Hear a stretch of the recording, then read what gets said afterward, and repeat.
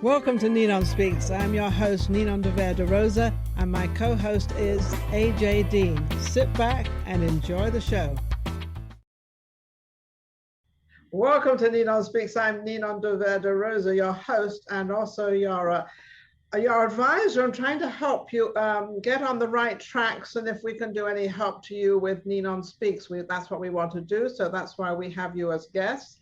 I never introduced the guests. I always let AJ do it because I always make a mess of it. AJ, over to you. Thank you so much, Ninon. And I just want to say you're an absolutely wonderful mentor, and I love your heart. So I want to give a shout out to Ninon de Rosa because you make everybody's day so much better. But we have a spectacular show today. Tim Zimmerman, a mastermind speaker of the SM3 Success Program, an expert in Dale Carnegie training, and that's so exciting. And then we have the lovely and beautiful Marneen Lynne Fields. Now, she is an award-winning entertainer, actress, scriptwriter, composer, author, and a famous Hollywood stunt woman, and she has been called the original fall girl. She's beautiful, and she's my friend. Welcome. Welcome to both of you. Tim, how are you? Haven't seen you in a little while. I know. It's great to be back. You're looking pretty good there. Did you lose some weight or something, or is it just good on the camera? Working out. Had to do something over this this COVID thing. Yeah, keep yourself together, right? Marneen, I'm surprised being a stunt woman. You look nothing like a stunt woman. You look absolutely gorgeous. And what made you become a stunt woman? Well, in 1973, I was one of 3 women in the United States to receive an athletic scholarship in gymnastics. They didn't give athletic scholarships in gymnastics to women back then. And I got discovered by Hollywood because of my gymnastics. And for 15 years, I was one of Hollywood's top stunt women. But I had a bad accident, and I haven't done stunts since 1991, but I did 15 years of stunts. And what was the most famous person you did a stunt for?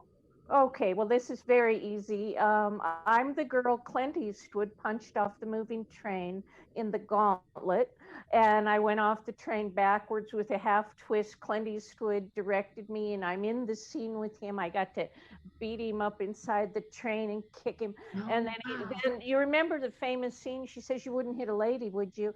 And then I step in, and so it was.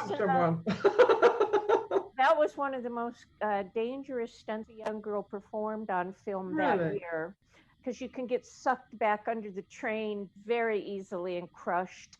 And it was very complicated. Your body goes the speed of the train as you leave, and you got to make sure you're going the direction of the train, or you get flipped back on. It was, and I got a hug from him afterward. They rolled the train back. How old were you when you did that? I was 22. That was 1977. Okay, that's why you did it, because when you're 22, you have absolutely, totally, 100% no fear. You're the first person to say that. That is so true. I had no fear. No, that's what happens when you're younger, when you're, when you get a little older, where I am, I'm 39 and holding. I've just been holding a little bit longer than most people.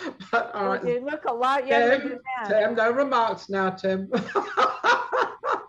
But yeah, because when you're young, you don't mind that. But then, I just wondered if you've been in any of the other big movies. Anything else? Any other big movies? Yes. Yes, I did all of the Irwin Allen films, and I got connected to Shirley Jones. You can see my face looks kind of like hers. And I did, She Asked for Me, and Michelle Phillips, and I had about 18 different series at Universal Studios and Warner Brothers, all the big series, Fall Guy and 20th Century Fox and Wonder Woman. I knew you did Wonder Woman. I was waiting for you to say that, because I thought, I bet she did Wonder Woman. I got beat up by Wonder Woman. She threw me all over her apartment. And I got beat up by Wonder Woman, too. You probably Tim, you probably got beat up by many women. I know. I'm not going to elaborate on that. I'm sure he got hit on by many women. He's Oh so my God! handsome Let me and tell you smart. something about that. I just want to add one more thing about this this stunt thing. I was the stand-in for Rita Hayworth on her Wow. last movie. It was called The Grove, and Griffin was the producer. But I think they changed the name of the movie, but I was very proud of that because I thought, my goodness, Rita Hayworth, oh my goodness, was she a good-looking woman? And I can see your face. I can see a similarity in Rita Oh, Hayworth. oh, I like that. You're my friend forever now. All right, Tim, let's go over to you. I haven't forgotten about you, Tim, and you're looking absolutely marvelous. And what is your latest? Because every time I talk to you, you have a latest thing happening. You are always getting bigger and better and learning more. I think you must spend 24 hours a day learning because that seems to be your forte. Yep. How are you? What are you up to? Good. I'm good, thank you. So the big thing that's happened over the last, really over the last couple of years is that if you remember the original SM3 Success Seminars was a blending of the Dale Carnegie type success training with mind development. Yes. Okay, so the whole idea behind the mind development is that we become what we think about and what we believe about. Now, what developed from that was that it's your belief system that really propels your thoughts. So your thoughts come up from your belief system. If you remember the 5 laws of manifestation, I can go. I believe that. I believe what you're saying is true. So I believe. Right. Our thoughts, when mixed, you have the thoughts that we think, then that creates the words that we speak, which when mixed with emotion, which is your belief system, helps you create decisions, and then you take action or inaction. Inaction is still an action. 5 laws of manifestation. But where do the thoughts come from? Your thoughts come up from your belief system, and then it goes through, you talk about it to yourself and other people, and then you check with your belief system and say, is that true? And the belief system says yes. Because how accurate do you believe the belief system is? Because we continuously change our minds on a split second when we're saying things and doing things. So therefore that will disrupt your belief system in a split second. It can, and actually that's what changes your decisions. But your belief system is coming from your unconscious, subconscious mind, which the basic 95% of that was developed from birth to 6 years old. Remember, we talked about that. That's one thing we disagreed on because, as I'm getting older, Tim, I'm believing you better than that the first 5 and 6 years of your life is really embedded in your complete mind, body, and feeling. I'm beginning to believe it. Well, that's what all psychiatrists say. So that is And who are they to say? Say again? And who are they to say? I'm just. Well, they've studied it. So I mean, you could go back to Freud and Erickson and Jung and all of the main theorists in regards to that. Yes. But we came in with a blank slate, right? We have a blank slate when we're born, and really it starts in the womb as far as different things that are happening, and then from birth to 6 years old, everyone around you basically dumps their belief system into you, which develops your base belief system, and then that continues through age 20. Okay, so let's say we know that, let's say that's true. Yes, okay. All of the good and all of the bad is in your belief system, right? So, for instance, if you got attacked by a dog, right, and you're 10 years old, and another dog runs up to you, what is your reaction going to be? Get away. Mm-hmm. It's going to be fear. I mean, that fear is going to come up. There's other people that see a dog running to them and they greet it, right? So that's all part of your belief, your base belief system. Well, what we're finding is that that first 20 years repeats itself. Okay, so the good stuff and the bad stuff repeats itself. So if you've had, if you grew up like I did, I grew up in an alcoholic family, and had these things happen to you. I got beat up all the time.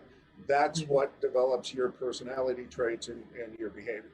The big thing is that now, instead of trying to overcome that by controlling your thoughts and doing hypnosis and NLP and eye movement therapy, so on and so forth, the SM3 success program phase 1 actually goes into your unconscious, subconscious mind with you, and we pull out all of the negative weeds. So if someone had dramas and traumas, which still bother you, if things happen to you, any abuse, sexual abuse, verbal abuse, mental abuse happen. Let me ask you one question before you go any further on that. A lot of people keep it within themselves, and I personally don't think that's a good idea. But then when you want to talk about something that's happened dramatically in your life, and you sometimes might feel ashamed of what it is, whatever it may be, but to yourself, you feel ashamed of it. But therefore, isn't it always good to kind of talk about it and get it out there, and sort of, it's like relieving it from your body, and like sort of, well, now I've got it out there, it doesn't really matter.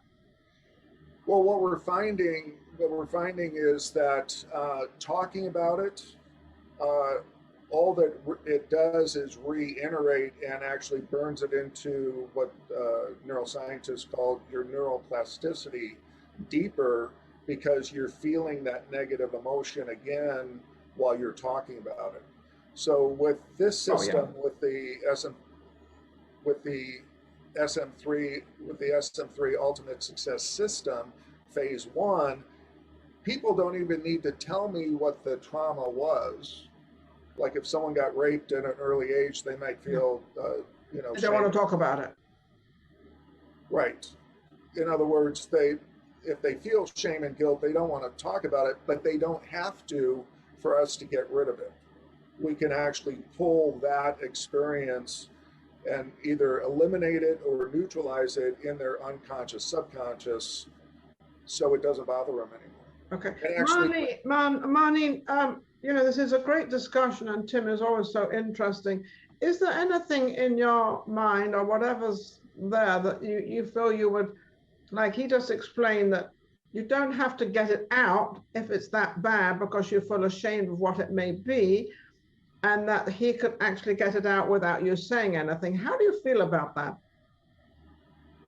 Well, I believe that with his past training and the amount of intuition and different things, I think that he's very perceptive, and that he would be able to possibly tune into certain vibrations and things where he would have an idea of what that person could be dealing with. And, I do think it would be good to have an exchange there of some sort where, the person is opening up, and they can, because you're going to get more if there's more exchange, rather than just kind of, is it this? I feel it could be that. But yeah, I believe, especially with his amazing training and the mind that he's got.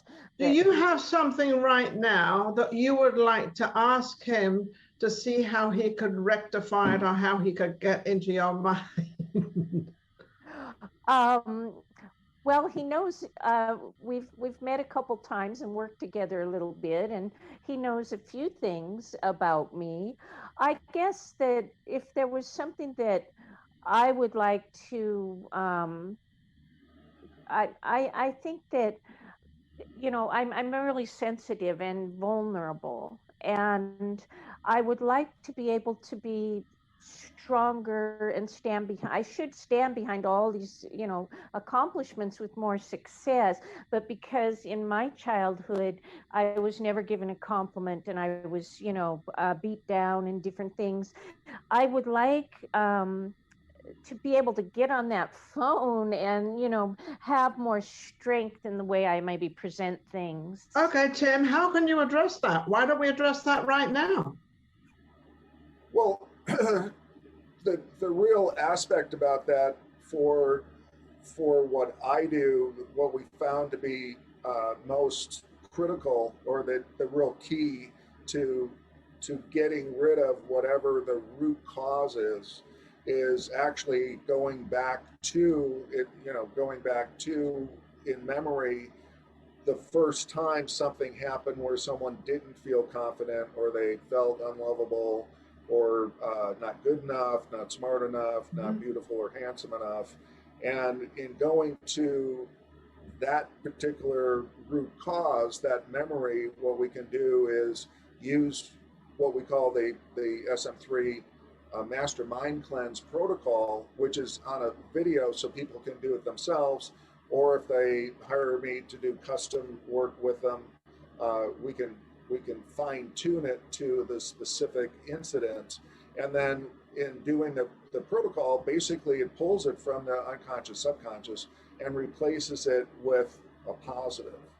So if someone is feeling unlovable or not good enough, then they can feel lovable and good enough and smart enough, and smart and handsome, and, you know, so on and so forth. What you've just said, I'd like to elaborate on.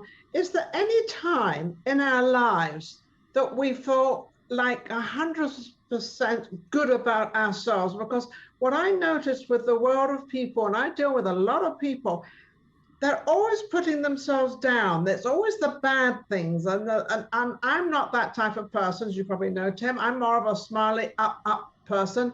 I do address all my problems because I'm the only one that kind of has them. Since they're mine, I might as well own them.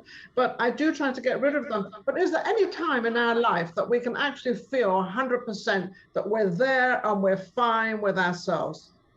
Yeah, that's what this program does. Ah, see, I like it. I like it. I like it. So there is a way to feel pure about yourself and good about yourself, even though you've made all those dreadful mistakes and also those beautiful things you've done. Right. Well, you come to realize that they really weren't mistakes. They were from your programming.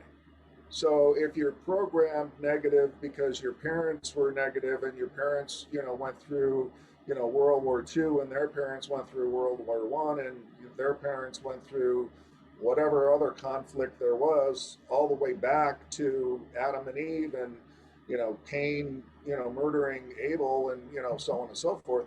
All of this stuff is put into our ancestral programming, and then you feel oppressed, and they felt not good enough, and they felt that they were unworthy or undeserving or whatever. And all of that's put down throughout the ages in the 6-year-old program, and it stays the same because it's all placed in the unconscious, subconscious. So Tim, how do you feel about yourself? Say that again. How do you feel about yourself? I feel great about myself. Isn't that nice? There is nothing that I would change, that even all of that negative stuff that happened to me, and negative stuff happens to everyone. Of course it does. I have a lot of it back. No one sits in a lonely chair as far as negative to them in their life. The thing is that if it continues to bother them, and in actuality, all of that continues to run them. Yeah. So when we go into the unconscious, subconscious, and we pull those weeds and we plant the polar opposite positive in that hole, right, that we create by pulling the weed out, that starts to be nurtured by the unconscious, subconscious, and that's why my clients have seen remarkable exponential success. Absolutely. Absolutely. But now, so what I'm going to tell my audience out there is go out and start weeding your garden, but not literally weeding your garden, but start weeding. AJ, what would you like to ask Marneen a question? Yes, I wanted to ask Marneen about Wonder Woman and your episodes there. Was that fun? And can you talk to us a little bit about the Wonder Woman series? Well, in those days, we didn't use the jerk-off cables. I was a pioneering stunt woman, but I was also a very serious actress. I had been acting in college. I was still acting, but I kept doing stunts in order to get opportunities to act. And so she beats me up in the living room. She throws me, and I was trained how to do this, but the thing you learn when you aren't doing gymnastics and you go into stunts is that they've removed all the pads, and now you're hitting the ground, you're hitting the concrete, your back. She threw me on over the couches onto my back on the floor, and then I had to pretend that my legs were, today they use a jerk off cable when a woman throws you. I had to use my own gymnastics legs that she had thrown me and flip in the midair and all of this. And what's really interesting is we brought a pad in for her in one of the moments. I don't know what it was for, but she tripped on the corner of the pad coming after me and kind of fell down. And she was wonderful. It was Thanksgiving and she bought us a huge turkey, but I felt so bad. And then, here no pad was brought in for me to fall on. God has a funny way of doing things, doesn't he? Yeah, I would wear a little boy's football girdle, and in the gauntlet, I go off that train and all these other things. A little boy's football girdle with one little tiny pad down the back and two on the hips. And then I wore knee pads and elbow pads. And sometimes if the blouse was too thin, you'd use little falsies over the elbows. But, it's not enough. And you always walk away banged up.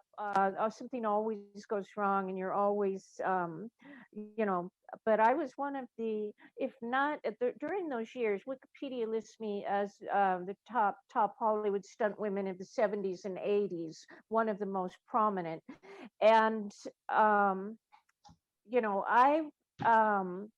forgot my thought, but they just was, I was trained. Oh, this is what I started to say. I was probably the only stunt woman back then that was an elite gymnast. I had Olga Corbett type of talent. I don't have that talent now, but I had it back then. And, so it was wonderful. There's two books about my life being published right now where I talk about the acting and the stunts and the car accident and that almost took my life. And it's a very exciting time that I've come this far.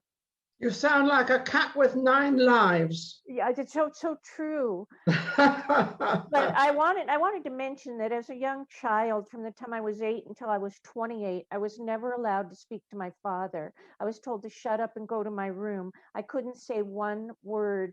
He was Bulgarian, so as Tim was, and that was the best question to have me ask Tim that and be very honest that that's my problem. And I reflected back to me that that's why I have trouble picking up the phone and talking to anyone, is because I think I'm supposed to shut up every minute. And that reflects that is really great that I had that awareness just now. Yeah, so now you know that it's really not your fault, actually, and you can open up and kind of feel it. You can absolutely feel free wasn't now. my fault. Yep, it wasn't my fault at all. I was 8. No, you were too young. And so what did you think? Go ahead. I'm sorry, AJ, go ahead. I want to let you know that you're amazing and you're wonderful. You really are, and you've done so much, an incredible contribution to the Hollywood film and TV industry. So thank you. Thank you very much. Tim, Thanks what do you think? for having me with Tim. Yeah, what do you think, Tim, of Marneen not allowed to talk to her father? I mean, you had the alcoholic problem growing up. She had not talking to her father. I had a sister that kept me away from everything, and I was the worst person ever lived. What was yours, AJ? I wanted to dance, and I guess I didn't have the opportunity. I didn't get to go do it. So yours is pretty mild compared to ours. But Tim, what do you think about all this? I mean, everybody's more or less the same, aren't they? They've all got something. Yeah, and that's why history repeats itself, is that this 6-year-old program and then the other stuff that happens to you, up to 20 years old keeps repeating itself. So if people feel oppressed and they feel not good enough and not smart enough and not beautiful or handsome enough and they feel unlovable, their behavior, their ego actually acts the opposite of that feeling, is what psychiatrists say, to overcome that feeling. Yeah. So if you've been shut up all your life or told that you're stupid and so on and so forth, and you feel undeserving and unworthy and so on and so forth, that's going to manifest in your life. So that's why going back to the 20 years, we do a few exercises to get into where the actual root causes are, because many of those bad memories are now repressed, but they're still manifesting. So we have some exercises to be able to determine what they are.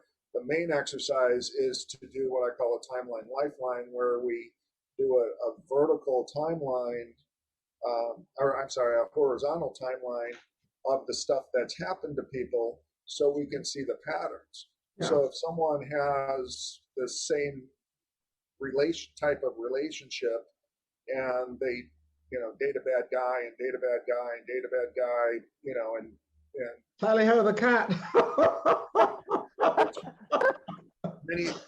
many people do, it's the same type of person, it's just a different face. That's a different person. Listen, unfortunately, I've got to we're getting close to the end. Marneen, I would like to know where people can reach you and what of all your platforms. Okay, on the IMDb, just type in Marneen, Marneen Fields, Fields, and everything about me is on the IMDb. And what are you actually doing right now? What is your forte right now? Me? Yes, well, you. I'm very busy as a scriptwriter. I'm an award-winning scriptwriter, and I've got several screenplays that are in circulation, pitching. I'm the author of an autobiography and a biography, and I'm very busy as a composer. I've released 20 award-winning pop, blues, and soft rock songs, and I'm very busy. I'm just and I teach acting. I've got a book on acting. I don't know if you're busy, but I do know one thing: you're very talented. Thank you very much. Very, very talented. Tim, how can people reach you now, where they can get hold of you? Because you are an amazing man, and I think a lot of people would love to sort of get in touch with you and help them along their way. Unique in that people can actually call me, and I answer the phone. Go ahead. What's your phone number? So the office phone number is 702-748-3586.